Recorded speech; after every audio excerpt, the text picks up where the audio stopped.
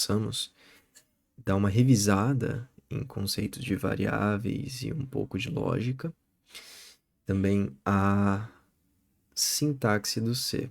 Então, eu vou abrir uma pasta aqui qualquer. Eu poderia, por exemplo, estar criando uma nova pasta. Então, vou chegar aqui e criar uma pasta. Infelizmente, eu não consigo renomear essa pasta por aqui, né? Então, seria interessante que eu, por exemplo, criasse abrindo as minhas próprias pastas ali embaixo no Windows. E aí eu posso vir aqui, clicando em New, posso criar um notebook novo aqui de Python. Então, esse daqui seria um processo bem simples quando a gente já tem o Python, né, instalado no computador. Poderíamos também ter vindo por aqui, em Open, e termos aberto um notebook já existente. Ou mesmo, voltando aqui, caso eu já tivesse esse notebook aqui na minha pasta, bastava que eu clicasse nele e ele estaria sendo aberto também. Bom, deixando alguns atalhos ali de lado e tudo mais, vamos direto ao nosso programa. Então, a parte 1 dessa aula, eu gostaria de falar um pouquinho de variáveis. Então, vamos pensar o seguinte: quando eu falo de variáveis, eu estou querendo dizer nomes a que serão atribuídos certos valores. A atribuição de variáveis pode ser, obviamente, direta, como pode ser via input do usuário, onde eu vou colocar uma mensagem dizendo para ele o que eu quero que ele faça, como, por exemplo, insira o valor da variável b, certo? Então, se eu rodasse aqui esse programa, ele iria me pedir o valor da variável b, e aí ele não faz mais nada porque eu não fiz nada com aquele valor. Ainda assim, essa variável continua existindo. Bom, lembrando também que o Python, ele lê sempre de cima para baixo. Então, como eu já executei essa célula, se eu por acaso apertasse aqui o botão B, ele iria inserir uma célula abaixo. E eu poderia, por exemplo, nessa outra célula, colocar aqui para ele printar o valor de B. E ele iria printar o valor 3, que foi o que eu inseri ali acima. Ou seja, porque aquilo já foi rodado, né? Porém, se eu começasse o kernel agora, ou se eu de repente atribuísse aqui o valor C de 4, só que sem executar essa célula, eu criasse uma outra e tentasse printar aqui o valor de C, eu não conseguiria. Por quê? Porque o nome C não está definido. Porém, se eu chegasse aqui, executasse essa célula, e aí sim tentasse executar essa, eu conseguiria normalmente imprimir o valor da variável C. Vamos imaginar que a sua empresa tem um faturamento de R$ 12.000. Porém, você ainda não sabe qual que é esse faturamento, certo? O que você sabe é que esse faturamento vai aumentar. Então, por exemplo, você poderia digitar para o usuário fazer o faturamento deste mês, então, faturamento mensal, que vai receber um input do usuário dizendo o input do usuário que vai digitar o faturamento deste mês, correto? Então, após o usuário fazer esse input, você concorda comigo que o seu faturamento, vamos até colocar total, ele deve mudar? Por exemplo, caso você quisesse colocar isso na tela para o usuário, você poderia simplesmente colocar o faturamento total mais o faturamento mensal. Mas não é isso que você quer mudar o valor do faturamento total. Isso seria muito inconveniente você criar uma terceira variável, por quê? Digamos que a gente criasse novo faturamento total, recebe faturamento total mais faturamento mensal. No mês seguinte, você precisaria criar um novo faturamento total. Por quê? Porque digamos que aqui eu estava analisando o mês de junho. Aqui passei para o mês de julho, somei os dois, agora em julho eu tenho um novo faturamento total. Quando eu fosse para agosto, eu precisaria fazer um novo faturamento total. Lembrando que a gente não pode ter espaço, né? Que recebe faturamento. Novo faturamento total mais faturamento mensal que vai ser digitado novamente pelo usuário. Isso daqui vai começando a ficar muito difícil de ser realizado. Então, a gente pode usar um conceito muito simples que é atribuir o valor de uma variável utilizando o valor anterior dela. Então, agora eu vou mudar o valor daquela variável faturamento total. Agora ele vai receber ele mesmo, faturamento total, com acréscimo do faturamento mensal. Então, eu efetivamente vou estar mudando. Se eu colocasse um print aqui, faturamento total, nós veremos que o valor do faturamento total vai ser esse 12.000. E aí, depois, nesse ponto aqui, quando eu adicionar um print agora do faturamento total, ele vai me mostrar o faturamento acrescido do valor que eu digitar. Então, vamos ver aqui como é que vai funcionar. Digite o faturamento desse mês. Eu vou dizer que o faturamento desse mês vai ser R$3.000. Então, obviamente a gente teve um erro, né? Porque o professor esqueceu de converter ele inteiro. Então, vamos convertê-lo inteiro. Agora sim, digite o faturamento de 3.000 e o faturamento acrescido vai ser de 15. Porém, tem uma outra forma da gente fazer isso aqui de uma forma mais interessante. Na verdade, só para a gente poder separar o boi da carroça. Então, deixa eu ver se é Alt 92, isso. Então, é que esse teclado meu, ele é norte-americano, ele não tem a barra invertida. O que eu vou fazer? Eu vou remover isso daqui. Então, vamos dizer que eu tivesse aqui uma célula acima, né? Eu tinha essa célula acima, coloquei que o valor é R$12.000, e agora, quando eu rodei o programa, o valor virou R$15.000, beleza? Porém, agora que essa célula não tem mais o reset do valor inicial, ou seja, ele não está mais falando que o valor inicial é 12.000, ele vai ser o último valor atribuído à variável faturamento total, que por enquanto é 15.000. Então, quando eu rodar novamente essa célula, ela já vai começar com o valor de 15.000. E aí, quando eu colocar aqui, por exemplo, agora nesse mês eu faturei mais 4.000, ele vai acrescer a esse valor anterior, R$4.000, e vai totalizar 19.000. Então, se eu tirasse esse print aqui também, agora eu tenho simplesmente um programa que pega o faturamento do mês passado, que já está armazenado, e acresce o valor desse mês. Vamos ver aqui como é que vai funcionar? Então, digite o faturamento desse mês. Eu já tinha 19.000. Se eu digitar aqui 6.000, eu espero que ele vá para 25.000. Correto?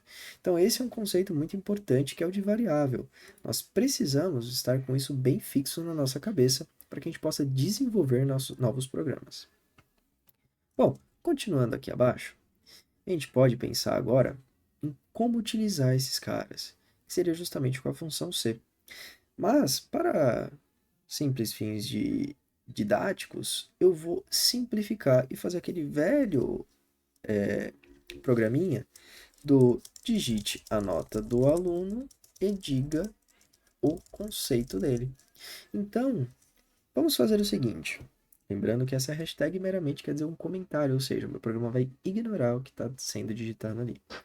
Então, eu quero saber se o meu aluno tiver uma nota menor do que 30, ele vai ser reprovado. Menor do que 60, ou seja, entre 30 e 60, ele vai estar de recuperação. E menor do que 100, aprovado. Ou seja, igual ou maior do que 60 e menor do que 100, aprovado. Se ele tirar 100, aprovado com destaque.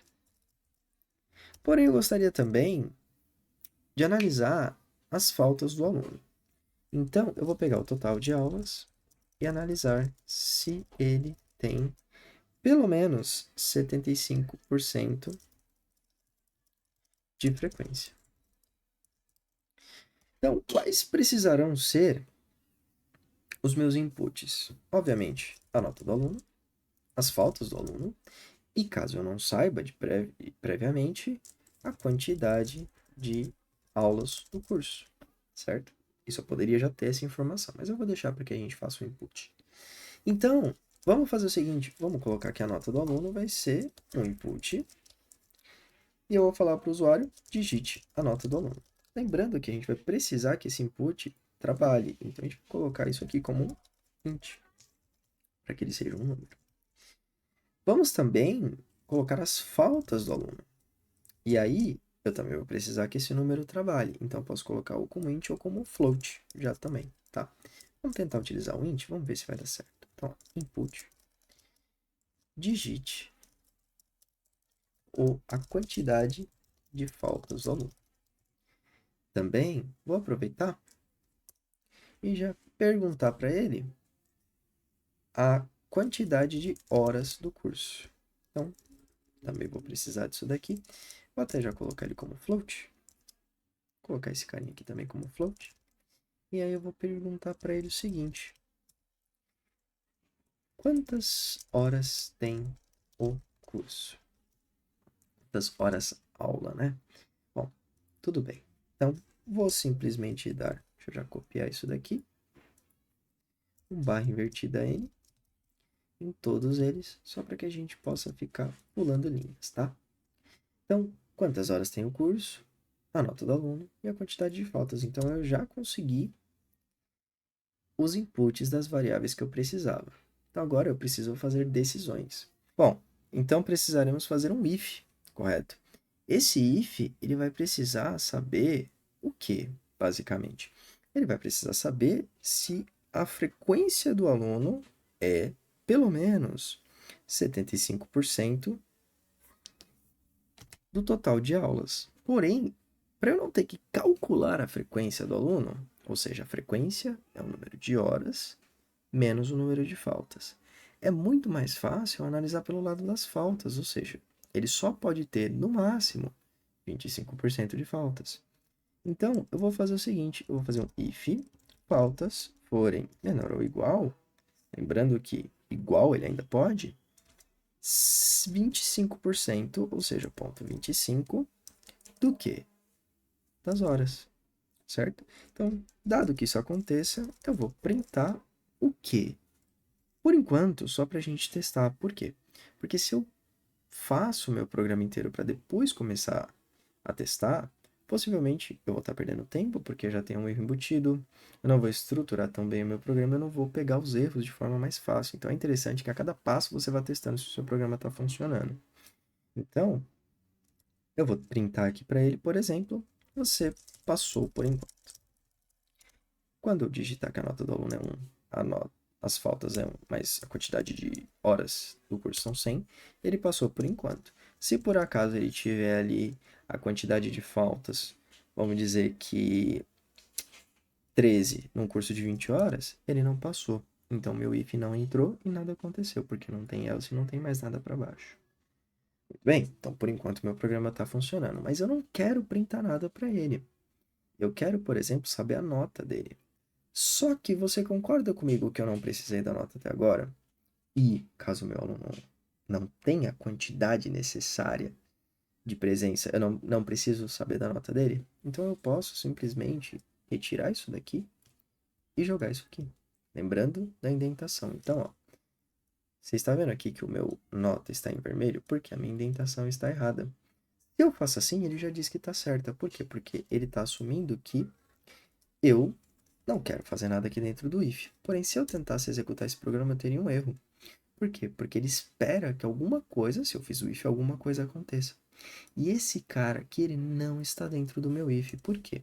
Se eu olhar bem aqui, ó, o espaço aqui dentro do meu if, para a nota entrar no if, ela precisava estar aqui dentro, ó, nesse nível. Nesse nívelzinho aqui, ela não está dentro do meu if. Ela está simplesmente na mesma linha do meu if, ou seja, ela está fora do meu if, ela tem o mesmo nível de importância e ela não depende do meu if, ela não está alinhada ao meu if. Então, o que eu preciso fazer? Eu preciso dar um tab, ó, pum. E agora sim, a minha nota está dependendo do meu if, tá? Jamais eu farei isso dando espaços. Tudo bem que se eu desse 4 espaços, funcionaria, mas é muito mais fácil você simplesmente dar um tab, tá? E aí você garante que não vai estar errado.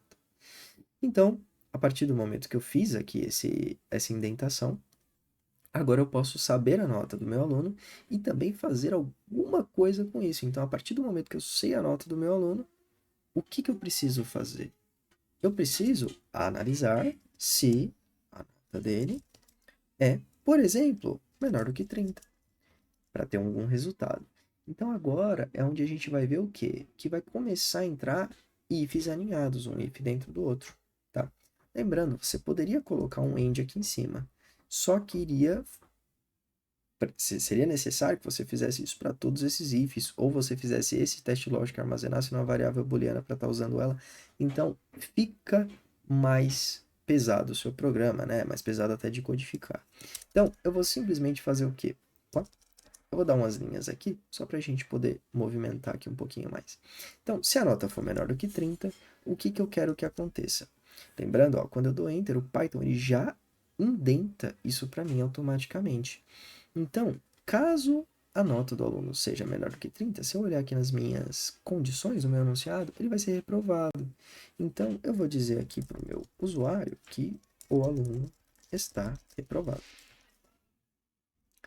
Porém, não é só essa condição que eu tenho. Então, eu posso ter, lembrando que agora ó, o elif ele vai estar no mesmo nível do if. Então, pode ser que a nota dele não seja menor do que 30, mas seja menor do que 60. E lembrando que aqui já vai ser menor ou igual. Deixa eu ver. Ah, é menor. Então, ó, menor do que 60, alguma outra coisa acontece. Note também o seguinte, esse elif, se eu, por exemplo, tivesse aqui um if ao invés do elif, o que aconteceria? Uma nota de 15, ela iria entrar tanto aqui quanto aqui. Então, eu não posso ter um if, eu tenho que ter um elif. Por quê? Porque eu garanto que a nota não vai entrar no 60 caso ela tenha entrado no 30. Então, se não, ou seja, se a nota não for menor do que 30, porém se a nota for menor do que 60, faça alguma coisa. Ou seja, diga que o aluno está de recuperação. Opa, de recuperação. Bom, a partir desse momento ficou fácil, né? É só a gente fazer mais um elif, dizer se a nota for menor do que 100, ele vai estar aprovado. E aí, caso a nota dele seja igual a 100, então, caso a nota seja igual a 100, o que vai acontecer com o meu aluninho? Ele vai estar aprovado com destaque. O aluno está aprovado com destaque. Porém, eu tenho que tomar um certo cuidado agora. Por quê? Basicamente, ele poderia digitar uma nota maior também do que 100. Então, eu vou garantir que, caso ele digite uma nota que não se enquadre em nenhum desses conceitos, que ele necessita, por favor, digite uma nota válida. Ele precisa digitar uma nota válida, correto? Então, agora sim eu garanto que o meu sistema está completo. Lembrando aqui, ó, que eu tenho um if. Então, se eu tenho if, faz sentido eu ter um else. Então, eu não verifiquei nesse primeiro ifzinho. Lembrando, ó, todos esses ifs aqui são filhinhos desse ifzão aqui, certo? Então, agora, se eu analisei que aqui ele vai passar de acordo com a quantidade de faltas, eu também preciso falar o que vai acontecer caso ele não tenha a quantidade de presença necessária. Então, eu vou dizer aqui que o aluno não, não atingiu a frequência mínima desejada. Então, vamos executar esse programa e ver o que acontece. Então, digite a quantidade de faltas do aluno. Vamos dizer que ele teve 40 faltas num curso de 45. O aluno não atingiu a frequência desejada. Então, vamos dizer agora que ele tenha 10 faltas num curso de 200 horas.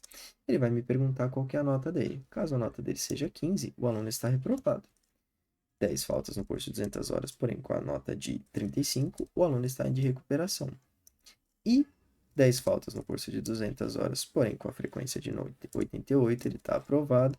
E só para a gente fazer mais um testezinho, vamos colocar que, por exemplo, ele tirou 100, aprovado com destaque. E, por uma última, colocar um número bem grande aqui, por favor, digite uma nota válida. Então, vimos que o nosso programa funcionou completamente. Lembrando que, qual que é o cerne da nossa atenção? Alinhamento. Então, este if aqui, ó, ele é pai de tudo que está aqui dentro, ou seja, isso aqui precisa estar indentado. Assim como esse if aqui é pai desse print, então isso daqui precisa estar indentado. A partir do momento que a gente sabe disso, fica muito tranquilo que a gente possa estar realizando o nosso programa sem maiores problemas.